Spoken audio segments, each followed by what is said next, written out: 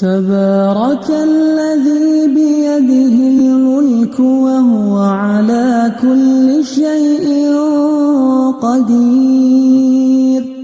الذي خلق الموت والحياة ليبلوكم أيكم أحسن عملا وهو العزيز الغفور، الذي خلق 7 سماوات طباقا ما ترى في خلق الرحمن من تفاوت فارجع البصر هل ترى من فطور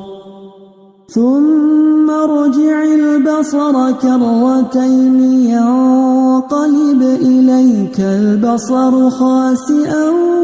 وهو حسير، ولقد زينا السماء الدنيا بمصابيح وجعلناها رجوما للشياطين وأعتدنا لهم عذاب السعير، وللذين كفروا بربهم عذاب جهنم وبئس المصير، إذا ألقوا فيها سمعوا لها شهيقا وهي تفور تكاد تميز من الغيظ كلما ألقي فيها فوج سألهم خزنتها ألم يأتكم نذير قالوا بلى قد جاءنا نذير فكذبنا وقلنا ما نزل الله من شيء إن أنتم إلا في ضلال كبير،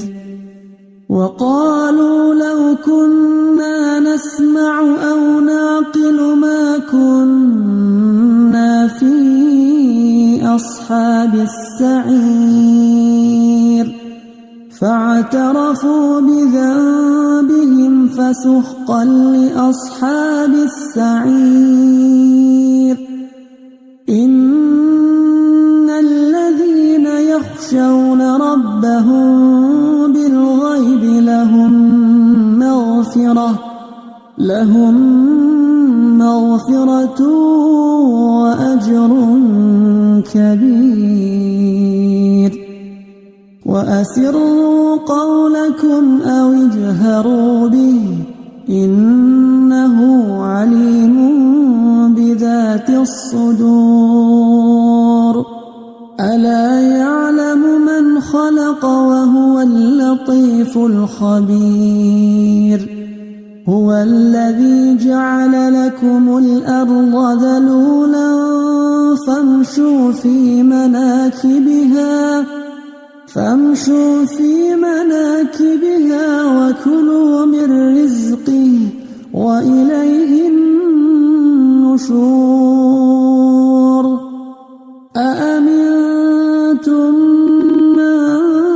في السماء أن يخسف بكم الأرض فإذا هي تمور، أم أمنتم من في السماء أن يرسل عليكم حاصبا فستعلمون كيف نذير، ولقد كذب الذين من قبلهم فكيف كان نكير،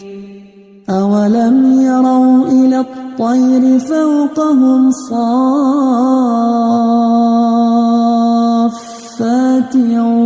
ويقبضن ما يمسكهن إلا الرحمن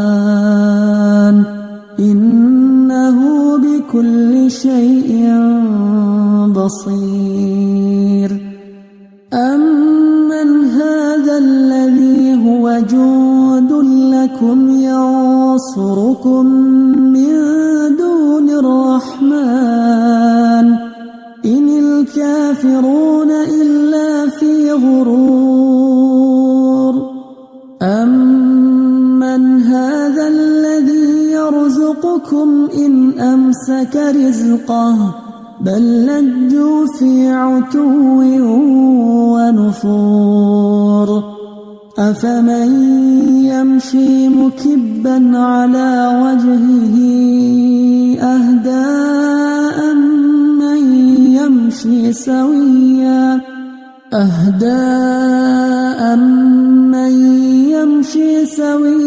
على صراط مستقيم قل هو الذي أنشأكم وجعل لكم السمع والأبصار والأفئدة قليلا ما تشكرون قل هو الذي ذرأكم في الأرض وإليه تحشرون ويقولون متى هذا الوعد إن كنتم صادقين قل إنما العلم عند الله وإنما أنا نذير مبين فلما رأوه زلفة سيئت وجوه الذين كفروا وقيل هذا الذي كنتم به تدعون قل أرأيتم إن أهلكني الله ومن معي أو رحمنا فمن يجير الكافرين من عذاب أليم قل هو الرحمن آمنا به وعليه توكلنا فستعلمون من هو في ضلال مبين قل أرأيتم إن أصبح ماؤكم غورا فمن يأتيكم